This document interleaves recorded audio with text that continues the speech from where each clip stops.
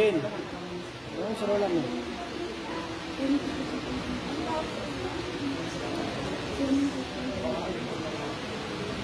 Dito. Dito nga.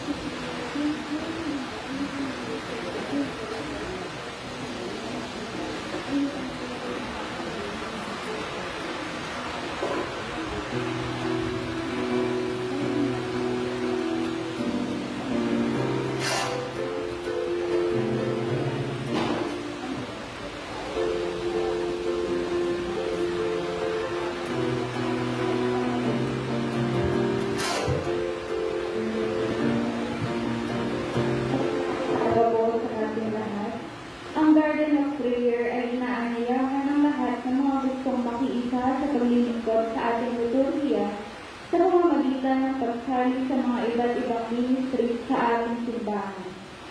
Maaari pong sumali sa choir, Ministry of Altar Servers, Lectors and Commentators, Ushers and Usherettes. Maaari po kayong lumapit sa mga volunteers ng Garden of Prayers or sa tindahan po kay Pwede. Inuulit ko po, ang Garden of Prayer ay inaanyayahan ng lahat ng mga gustong makiisa sa paglilingkod sa ating liturhiya sa pamamagitan ng pagsali sa mga iba't ibang ministry sa ating simbahan. Maaari pong sumali sa choir, Ministry of Altar Servers, Lectors and Commentators, Ushers and Usherettes. Maaari po kayong lumapit sa mga volunteers ng Garden of Prayer. Maraming salamat.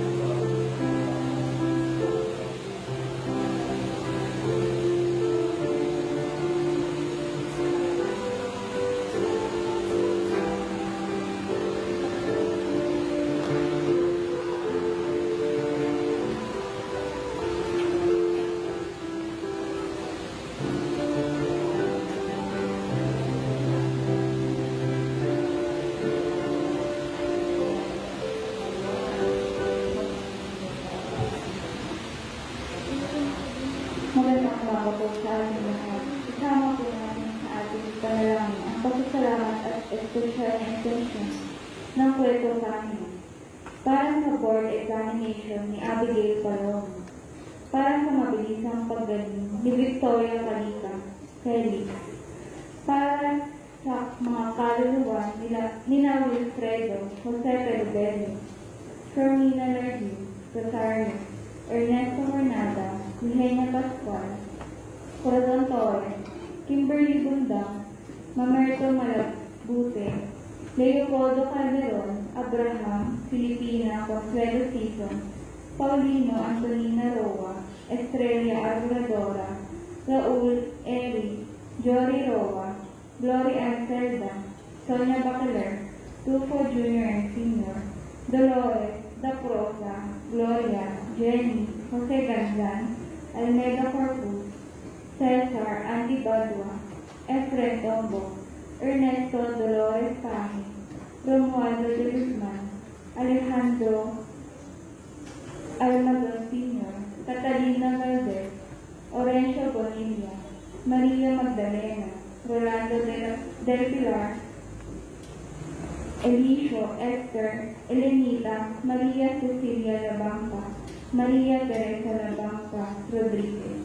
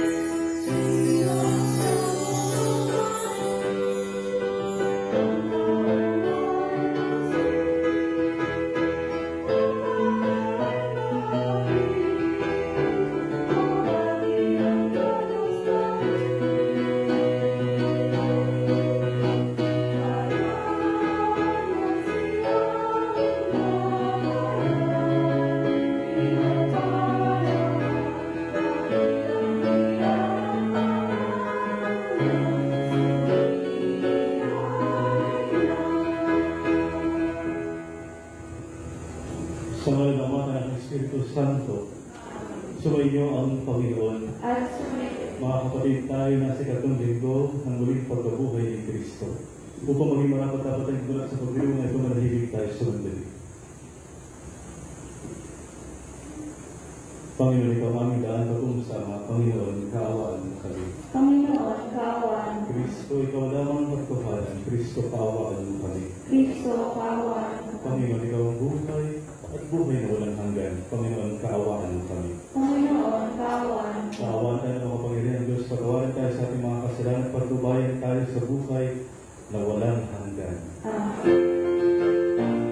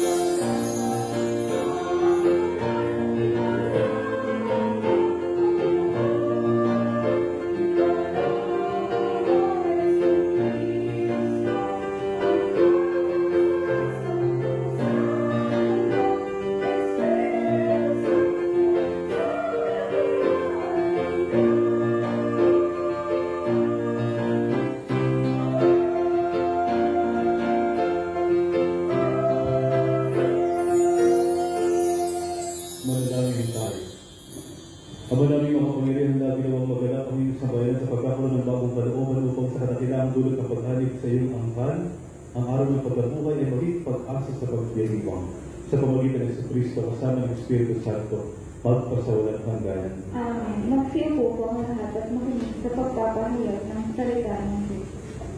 Sa unang pagbasa, sila ng pagbabawal at pag-uusig sa mga apostol, patuloy pa rin silang nagpapatotoo sa maluwalhating muling pagkabuhay ni Jesus. Tayo rin ay inaasahang magpatotoo kay Jesus sa kasalukuyang panahon. Pagbasa mula sa mga gawa na mga apostol. Noong mga araw na yun, ang mga apostol ay inilapat ng pinakapilang sa Diyos. Mahigpit namin ipinagbawal sa iyo ang pangangaral sa pangalan ng Jesus na ni Kanya.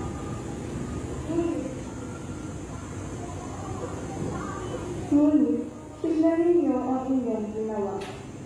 Laganap na sa Jerusalem ang inyong aral, at ibig ko ninyo kami panagutin sa pagkamatay ng taong yan. Ngunit sumagot si Pedro at ang ibang mga apostol. Ang Diyos ang dapat namin sundin, hindi ang tao. Ang Diyos ng ating mga ninuno ang muling umuhay kay Jesus na pinatay ninyo nang inyong ipagitay sa krus. Iniakyat siya ng Diyos sa kanyang kanan bilang tagapanguna at tagapagligtas upang bigyan ng pagkakataon ang mga Israelita na magsisisi tumalikod sa kanilang mga kasalanan at sa gayon sila'y patawarin. Saksi kami sa mga bagay na ito. Kami at ang Espiritu Santo na ipinagkaloob ng Diyos sa mga tumatalima sa Kanya. Pagkatapos pagkawalang mga aral sa pangalan ni Jesus ang mga apostol, sila'y sinalala. Galak na umalis ang mga apostol sa harap ng Sanhedrin, sapagkat minarapat ng Diyos na sila'y malagay sa kasisiyan alang-alang sa pangalan ni Jesus. Ang salita ng Diyos. Salamat sa Diyos. Poong sa aking nagligtas, ang dangal mo'y aking galak. Kung sa aking nagligtas, ang dangal mo'y aking galak. O Panginoon ko, sa iyong ginawa, kita'y pinupulit ako'y iniligtas. Kaya ang kaaway ay di na nakuhang matuwa't magalak. Mula sa libingang daigdig ng patay, hinango mo ako at muling binuhay. Ako, nakasama nilang napabaon sa kailaliman. Kung sa aking nagligtas, ang dangal mo'y aking galak. Purihin ang poon, siya ay awitan ng lahat ng tapat na mga hinirang. Iyong punitain ang mga ginawa ng Diyos na banal. Ang kanyang ginawa ay alalahanin at pasalamatan. Hindi nagtagal, yaong kanyang galit, at ang kabutihan niya walang wakas. Ang abang ng kapis at tigmas sa lupa sa buong magdamag, sa bukang wayway ay wala na lungkot, kapalit ay galak. Kung sa aking nagligtas, ang dangal mo'y aking galak. Kaya't ako'y hingin, ikaw ay mahabag sa akin, o poon, ako ay pakinggan. Mahabag ka, poon, ako ay hingin mo at iyong tulungan. Nadama ko'y galak na iyong hubarin ang aking panluksa. Sa pasasalamat sa iyo, o poon, ay di magsasawa. Kung sa aking nagligtas, ang dangal mo'y aking galak. Sa ikalawang pagbasa, inilalarawan ni Juan Jesus bilang tupa na inaalalay para sa kasalanan ng sanlibutan at ngayon sinasamba at nilululwalhati ng sanlibutan. Pagbasa mula sa aklat ng pahayag. Ako ang si Juan ay tumingin muli at narinig ko ang tinig ng libo-libot laksa-laksang anghel. Sila'y nakapaligid sa trono, sa apat na nilalang na buhay, at sa matatanda. Umaawit sila ng ganito, ang korderong pinatay ay karapat-dapat na tumanggap ng kapangyarihan, kayamanan, karunungan at kalakasan, papuri, paggalang at pagdakila. At sarili kong nag-aawitan ang mga nilikhang nasa langit, nasa lupa, nasa ilalim ng lupa, at nasa dagat, lahat ng nilikha sa buong sanlibutan. Sa kanya na nakaluklok sa trono at sa kordero, sumakanila ang kapurihan at karangalan, kadakilaan at kapangyarihan magpakailanman. Dumugo ng apat na nilalang na buhay. Amen. At nagpatira pa ang matatanda at nagsamba. Ang salita ng Diyos. Salamat sa Diyos. Magsitayo po tayo.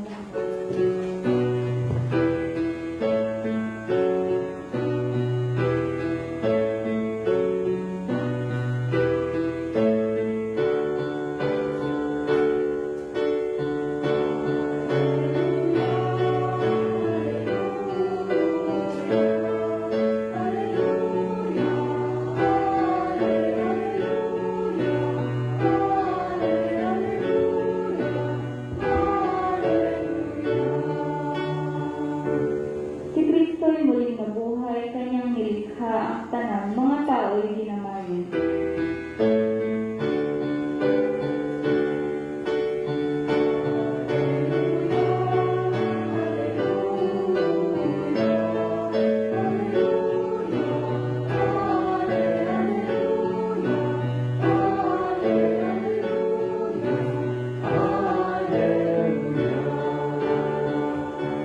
Sumainyo ang Panginoon. At Ang sumainyo, mabuting balita ng Panginoon ayon kay San Juan. papuri sa iyo, Panginoon. Noong panahon yun muling napakita si Jesus sa mga alagad sa tabi ng lawa ng Tiberias, ganito ang pangyayari. Magkakasama sina Simon Pedro, Tomas, sa kaluguran ng Kambal, Natanael at Cana Galilea, ang mga anak ni Zebedeo at dalawa pang mga alagad. Sinabi sa kanila ni Simon Pedro, mangingisda ako. Sasama kami, di kanila. Umalis sila at lumudan sa bangka. Subalit walang nahuli ng gabing iyon. Nagmagbubukhang liwayway na tumayo si Jesus sa pampang, subalit hindi siya nakilala ng mga alagad. Sinabi niya, mga anak, mayroon ba kayong huli? Wala po, tugon nila. Ihulog ninyo ang lambat sa gawing kanan ng bangka at makahuhuli kayo, sabi ni Jesus. Inihulog na nila ang lambat at hindi nila ito mahila sa dami ng huli. Sinabi ni Pedro na alagad na minamahal ni Jesus, ang Panginoon iyon. Nang marinig ito ni Simon Pedro, siya nagsuot ng damit sapagkat hubad siya at tumalon sa tubig. Ang kasama niyang mga alagad ay sumapit sa pampang sakay ng munting bangka. Hila-hila ang lambat at puno ng isda. Hindi sila gaanong kalayuan sa pampang, mga 70 metro lamang. Pag-ahon nila sa pampang ay nakakita sila roon ng mga baka na may isdang nakaihaw at ilang tinapay. Magdala kayo dito ng ilang isdang nahuli ninyo, sabi ni Jesus. Kahit sumamba sa pampang si Pedro at tinila sa pampang ang lahat ng puno ng malaking isda, 153 lahat. Hindi na punin ng lambat kahit ganoon karami ang isda. Halika kayo at mag-almusal tayo, sabi ni Jesus. Isa man sa mga alagad ay walang nangahas magtanong sa kanya kung sino siya, sapagkat alam nila na siya ang Panginoon. Lumapit si Jesus, kinuha ang tinapay at binigay sa kanila, gayon din ang isda. Ito ang ikatlong pagpapakita ni Jesus sa mga alagad pagkatapos na siya ay muling mabuhay. Pagkakain nila, tinanong ni Jesus ng Pedro, Simon, anak ni Juan, iniibig mo ba ako ng higit kaysa mga ito? Opo, Panginoon, nalaman niyong iniibig ko kayo, tugon niya. Sinabi sa kanya ni Jesus, pakanin mo ang aking mga batang tupa. Muli siyang tinanong ni Jesus, Simon, anak ni Juan, iniibig mo ba ako? Sumagot si Pedro, opo, Panginoon, nalaman niyong iniibig ko kayo. Ani Jesus, pangalagaan mo ang aking mga tupa. Pangatlong ulit na tinanong siya ni Jesus, Simon, anak ni Juan, iniibig mo ba ako? Nalungkot si Pedro sapagkat na ikato siyang tinanong, iniibig mo ba ako? At sumagot siya, Panginoon, nalaman ko ninyo ang lahat ng bagay. Nalaman ninyo iniibig ko kayo. Sabi ni Jesus sa kanya, pakanin mo ang aking mga tupa. Tandaan mo, noong kabataan mo pa, ikaw ay nagbibigay sa iyong sarili at malakad ka kung saan mo ibig. Ngunit pagtanda mo, iunat mo ang iyong mga kamay at iba ang magbibigay sa iyo, dadalhin ka kung saan hindi mo ibig. Sinabi niya ito nang ipakilala kung paano mamamatay si Pedro at si Daloy. Mapararalan niya ang Diyos. Pagkatapos sinabi sa kanya, Jesus, sumunod ka sa akin. Ang mabuting balita ng Panginoon. Ika na aking Panginoong Kristo. Magandang umaga po sa inyong lahat. Pasensya na po, late na naman ako. Malapit ko nang tawagin akong The Late Father Jan. Pag-cortina lang, yun ang tawag niya. Pasensya na po. Anyway, ngayong ikatlong linggo ng Pasko na muling pagkabuhay, napaka-ganda ng Ebanghelyo natin. Timing na timing sa paparating na eleksyon, timing na timing para sa ating lahat na naghahangad na lalong mapalapit kay Jesus at sumunod sa Kanya ng totoo at ganap. Bakit? Kasi yung Ebanghelyo natin ay tungkol sa paglilingkod, tungkol sa pagiging leader. Sapagkat sa kabuuan ng ating Ebanghelyo ngayon, halos naroon si Pedro at alam natin na si Pedro ang unang Santo Papa. Hindi ba? Ang daming resibo, kumbaga, ebidensya na magsasabing si Peter na ang siyang nag-i-immerse, nag-iibabaw na leader na ng simbahan ng sinulat ang Ebanghelyo nito. Kailan sinulat ito? Around 90 to 100 AD. Sa bata pang simbahan noon, that was ilang taon na? Less than 2,000 years ago. At anong sinasabi sa Ebanghelyo ito? Sinasabi ito kung paano maglingkod, kung paano sumunod kay Kristo. Unang punto, kung paano magtiwala kay Jesus. Walang huli. Sabi ni Jesus, ihagis ang lambat. Hindi ba? Magtiwala tayo. Manalig tayo sa Kanya. Importante yun sa isang lider, sa isang pari, sa isang magulang. Paglapit natin kay Jesus, kahit na tignan naman si Pedro, siya ang mangingisda dito, hindi si Jesus. Hindi ba? And yet, si Pedro, sinunod niya yung sinabi ni Jesus. And at the end, ang daming huli. Maging masunod, maging mapagtiwala kay Jesus. Hagis ang lambat, ihagis. Bitawan na ang lambat na yan nang makahuli tayo. Magdamag, wala eh. Kung tayo lang talaga, wala. Dumulog tayo sa Diyos. Huwag natin kakalimutan. Pangalawang bagay, napaka-importante ng paghahati-hati ng tinapay. At pag paghahati-hati ng tinapay ang pinag-uusapan sa Biblia, nangangahulugan ito ng banal na misa. Ito ang nagnanarish, ito ang pagkain ng ating kaluluwa. Huwag hindi bitawan ang pagsisimba. Yung pari, dapat araw-araw nagmimisa. Buhay niya yan. Alam niyo, meron tayong dokumento sa simbahan na nagsasabing, there is no church without the Eucharist. There is no Eucharist without the church. Ang buhay ng simbahan nakasentro sa banal na misa. Napakahalaga ng banal na misa upang maging totoong simbahan. Pwede kayong mag-alay-alay. Pwede naman. Hindi naman masama yun. Pwede kayong magpinitensya. Pwede. Pero huwag niyong bibitawan ang misa. Sapagkat yun ang sentro ng buhay ng simbahan mula sa pool. Wala di tayong magsisimba. Yung tunay na lingkod ay laging dumudulog sa banal na misa. Napakahalaga. Pangatlo, ang pinaka-importante sa account na ito, sa palagay ko, mas personal sa akin. Kasi parang may heart-to-heart conversation si Jesus at si San Pedro. Sabi ni Jesus, mahal mo ba ako? 3 beses. Diyos ko.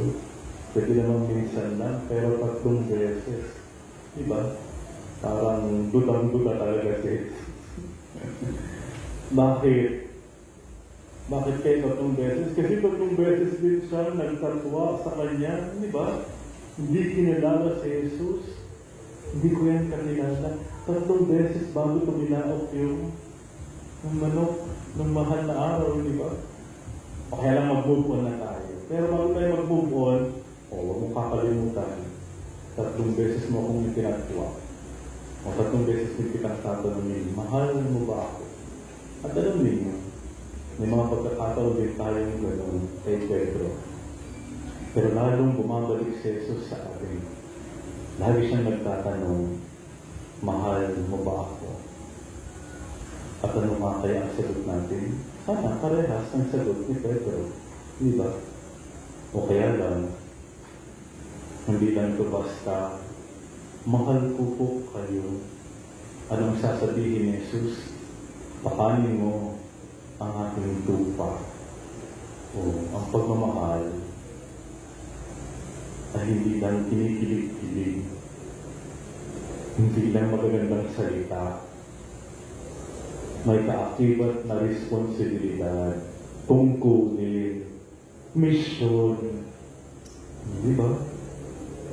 Ang pagmamahal nakikita sa mainit na sabaw. Nararamdaman kapag may problema, niliyakap ka ng nagmamahal sa iyo. O ihakatid mo siya kung halimbawa maghihintay siya ng bus. Ang pagmamahal ay naroon sa minsan pagtuturo at pagtutuloy doon sa anak na nagkamali. Pagmamahal din yun. And etc. Yung pagsasakripisyo ng mga ibang bansa para makapag-aral ang iyong anak. Pagmamahal yun, hindi ba? Anong tawag mo doon? Anong tawag mo doon? Kaya tinatanong ni Jesus si Pedro, mahal mo ba ako? Sabi ni Jesus, pakanin mo ang aking tupa. Sa isang homilya, sa isang ordinasyon, sabi ng obispo, pakanin mo ang aking mga tupa. Huwag mo silang kakainin. Very strong, no? Huwag mong pupulutanin yung mga yan. Kasi may mga pastol, di ba? Pag pinaalagaan mo sa kanila yung kambing mo, susunod na buwan, wala na yung kambing. May nag-birthday kasi. Pulutan na lang. O yun nga, sana naisip mo kung ano gusto mong sabihin. Pakainin mo ang mga tupa. Huwag mo silang kakainin. Pakainin mo ang mga tupa. Huwag mong ipapakain. Di ba? Kung ikaw yung leader, alagaan mo yung mga tupa. Alagaan mo yung mga... May mga asong gubat. May mga kaaway. Hayaan mo lang ba? Malagaan mo sila. Huwag mong ipapakain. Una ka pang tatakbo. Pakainin mo ang aking mga tupa. Huwag mong aagawan ng pagkain. Nagawan pa. Grabe. Huwag mong nanakawan. Kung hindi lang naman ito sa mga pare, di ba? Para yan sa lahat. Para sa mga magulang, para sa mga nagpapalakad ng gobyerno. Alam na this. Alam nila kung saan nakapapunta? Election na. Mag-isip tayo. Yung mga kumakain sa atin, huwag na natin iboboto.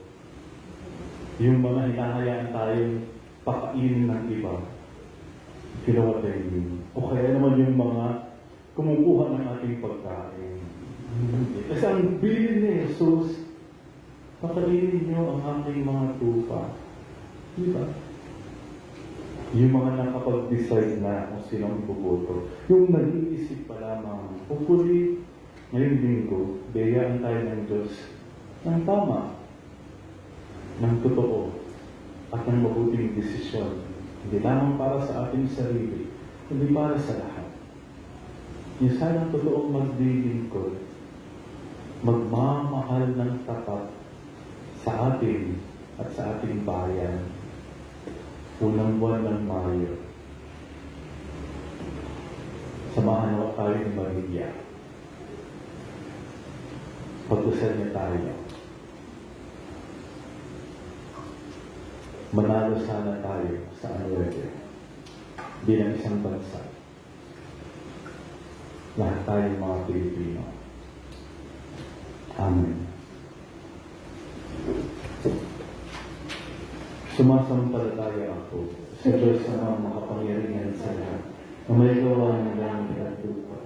Sumasampalataya ako kay Jesucristo, isang anak ng Diyos, Panginoon natin lahat.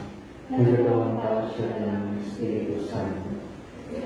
Sa Maria Virgen, pinagpapasakot ni Poncio Pilato, itinakot sa krus sa namatay ng Biblia. Nalawag sa kanalang ng mga lima, nang may itong araw na buhay na mabuli, umakyat sa langit, nalugtok sa kanya ng Diyos ang mga makapangyarihan sa lahat. Doon nagmumula karito at hukom sa nabubuhay ng namatay na tao.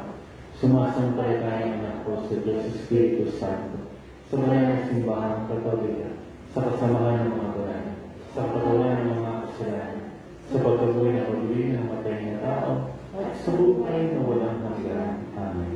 Dumalangin tayo sa Ama, kasi hanawa niya tayo ng grasya, upang tulad ni Apostol San Pedro, maging magiting tayong nagpapahayag ng kamatayan at tuloy pagkabuhay ng Jesucristo, kanyang anak. Buong galak tayong manalangin, sabihin natin, Panginoon, digin mo ang iyong bayan. Panginoon, digin mo ang iyong bayan. Para sa simbahan, ang sambayanan ng Diyos, naway maramdaman ng mga mananampalataya ang kapangyarihan ng muling pagkabuhay, lalong-lalo na sa panahon ng kahinaan, pagsubok at kagipitan. Manalangin tayo. Panginoon, digin mo ang iyong bayan. Para sa mga pinuno at naglilingkod sa simbahan at sa pamahalaan, naway lalo pang lumalim ang kanilang pag-ibig kay Jesus, ang mabuting pastol, pagsilbi nawa siyang inspirasyon at lakas sa paglilingkod nila sa bayan. Manalangin tayo. Para sa darating na halalan, huwag nawa manaig ang salapi at pagkagahaman, bagkus ihalal nawa namin ang mga taong may kakayahan, katapatan, at tunay na layunin maglingkod. Manalangin tayo. Para sa mga nalugmok sa kahirapan, sakit at mga suliranin, naway lalo kanilang kilalanin bilang kumakalingang Diyos na nagkakaloob ng tapat at kaginhawaan. Manalangin tayo. Para sa mga kapatid naming lumaos, tanggapin mo nawa sila sa ligaya ng kaluwalhating kaharian ng langit. Manalangin tayo. Panginoon, digin mo ang iyong bayan. Sa katahimikan na dulog namin sa Diyos ang ating mga personal na panalangin.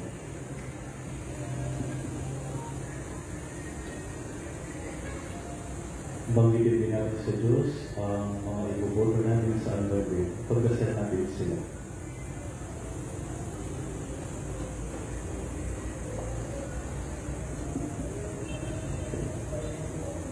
Ama, panatilihin mo kami sa iyong pag-ibig sa pamagitan ng muling pagkabuhay ng iyong anak. Bigyan mo kami at gawin mong matibay ang aming pananalig sa iyo. Hiniling namin ito sa ngalan ni Kristo ang aming Panginoon. Amen.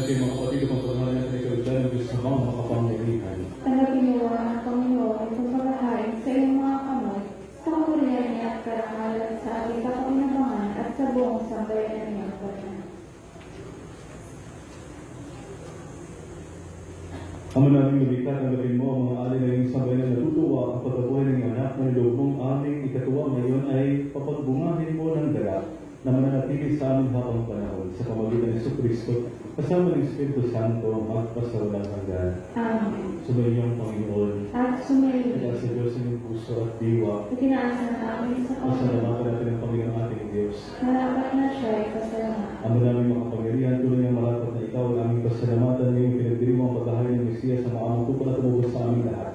Nagkabay mo lang kung paano anak mong minamahal upang magkasalo-salo ka na sa piling ng iyong buhay.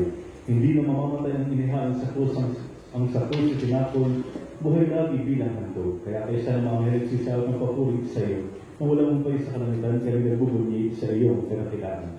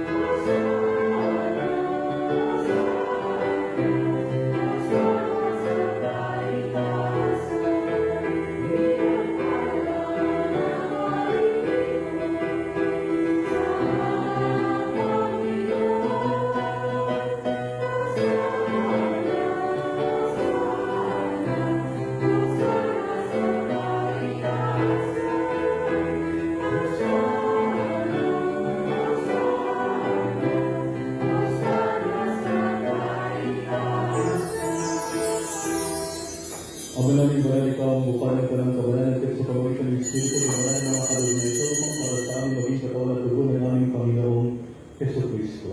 Bago niya pinagtiis ang kusang loob na maging handog, ginawa kanya ang tinapay, pinasalamatan kanya, pinaghati-hati niya yun, inabot sa kanyang malagad at sinabi, tanggapin niyo ito at kainin ito ang aking katawan na ihahandog para sa inyo.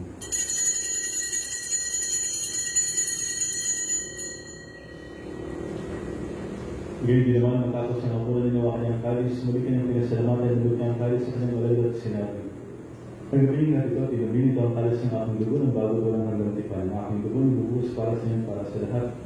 Sa ikapagpapatawad ng mga kasalanan, gawin niyo ito sa paglaala sa akin.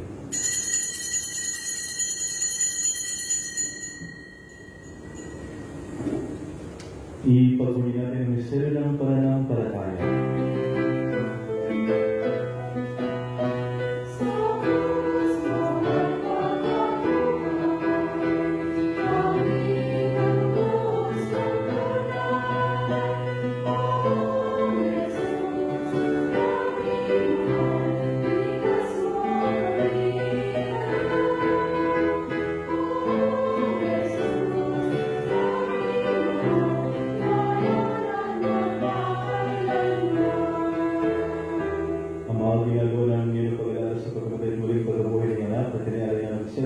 Ang tinapon na nagbibigay ng kalis na nagkakaroon ng kaligtasan. Kami nagpapasalamat dahil kami yung minarapaw at amoy sarap mo para maglingkod sa iyo. Isinisama namin kami magsalo-salo sa katawan ng Dulo ng Kristo ay mabuntod sa mga kalis sa pamamagitan ng Espiritu Santo. Amanin natin mong simbang laganap sa mundo. Di pususin mo kami sa pag-ibig. Kaysa na Francisco na aming Papa na paratuloy namin mag-bispo at kanan na parayan. Ang lahat mo rin mga kapatid namin nahilan ng pagkasang sila muling mabubuhay. Gagawin lahat ng mga pumanaw. Kaawan mo sila patuloyin sa iyong kanugan. Kaawan mo pagkakapatin kami lahat na makasalo sa iyong buhay na walang wakas. Kaysa na mahal ko rin ay ng Diyos. Kaysa na sila kayong tapat na esposo. Kaysa na mga apostol. Kaysa na lahat ng mga banal na namuhay dito sa ibig ng kalulugod sa iyo.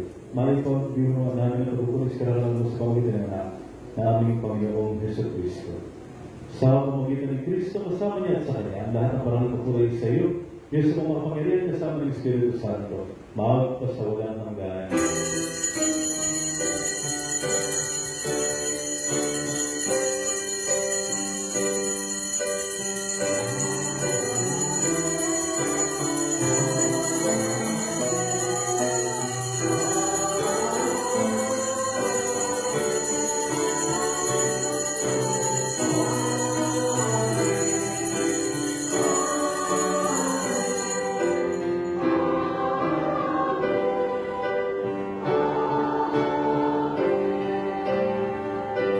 Tawagin natin ang mga Diyos natin na pagkalinga.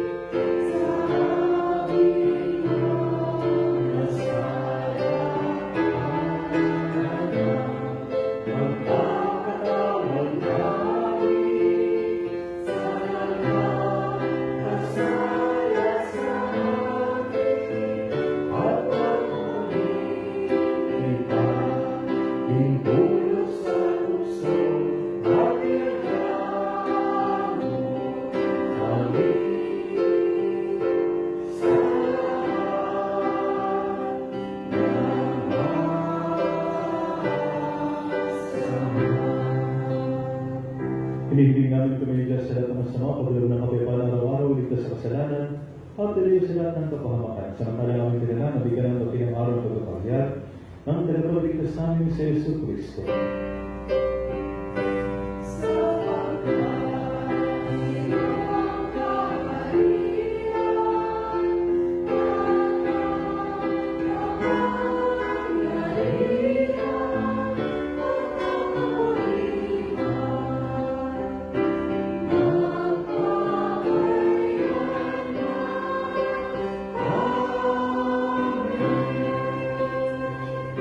Panginoong Iso Kristo, sinabi mo sa mga apostol, kapayapaan ng iwan ko sa inyo, ang kapayapaan binibigay ko sa inyo. Kung may mga taga-palataya at huwag na aming mga pagkakasala. Pagkuluban mo kami ng kapayapaan ng pagkakaisa sa Kalooban, kasama ng Espiritu Santo, magpasawalang hanggan. Ang kapayapaan ng Panginoon ay lalaging sumayin niyo. Magbigayan kayo ng kapayapaan sa isa't isa. Isuli.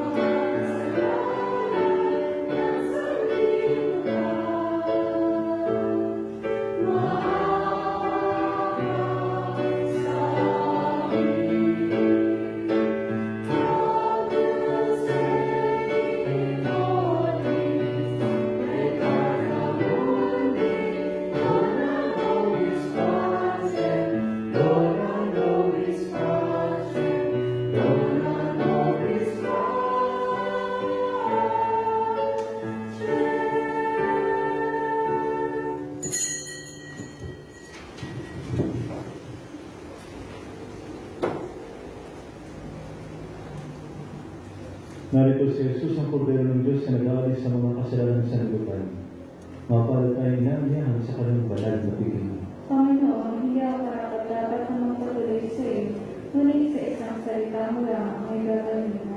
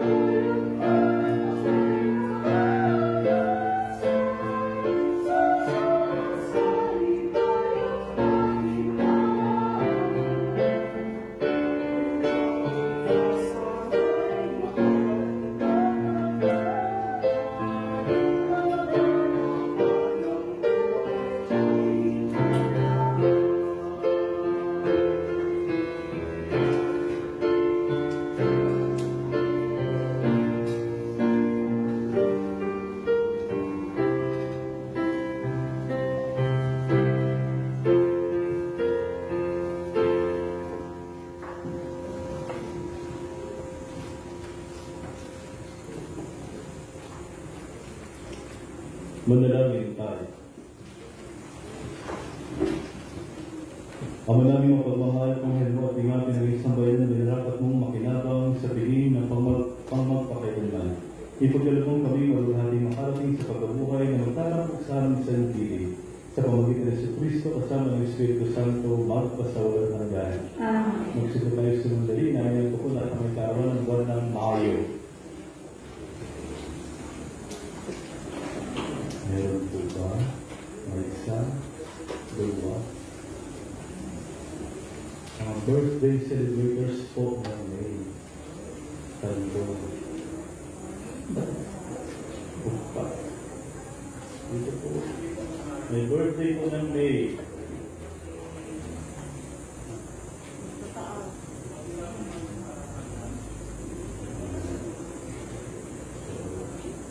Siya na tayo.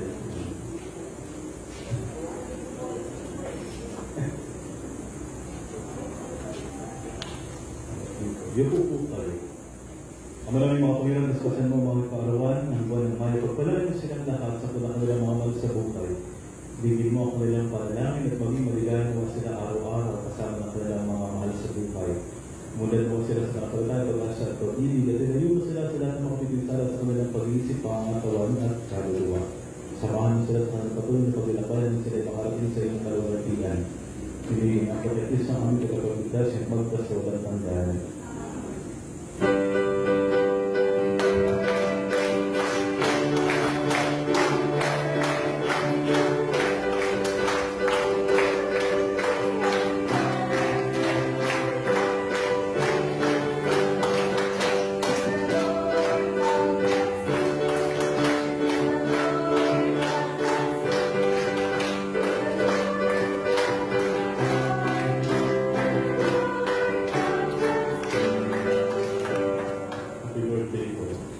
Mag-stay na po tayo at magpasalamat tayo sa Diyos sa pagkakulang ng awa at biyaya.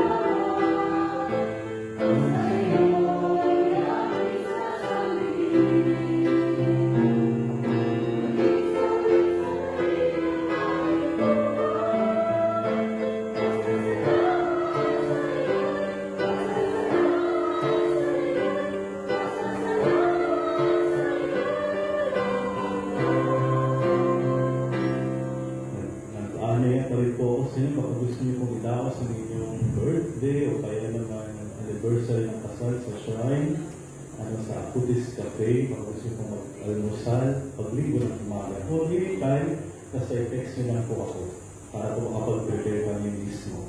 Actually, nadala kami yung kamay 5 kasi nagtatayo kami ngayon ng CR malapit sa cafe para malapit lang po. Kung di pa kayo nakakadalaw, dalaw naman kayo. Lagi ang pupunta rito, hindi ako pinupunta ng doon. Magtatampuhan na lang pa tayo. Madrama. Nadala niyo sana yung farm ng dating Carmelite. Kung di pa kayo nakapasok doon, dahil mga mungha pa dati, hindi naman ako mungha, so pwede ko kayo makatayo hanggang sa likod. Makita niyo po ang ating farm. At makapagkapi kayo sa ating Acutis Cafe. Meron pong pupunta doon, mag-celebrate ng kanilang kasal at saka ng anniversary o ng birthday. Pwede naman po. Sana po ay makapunta kayo. Salamat po. Sumainyo ang Panginoon. At sumayo rin. At pagpalaan kayo ng mga Panginoon Diyos sa Ama, at Anak, at Espiritu Santo. Amen. Tapos ng ating banal ng misa, umalit pa yung taglay ng kapayapaan at pag-ibig ni Kristo na muling nabuhay. Alleluia, Alleluia. Salamat sa Diyos. Alleluia, Alleluia.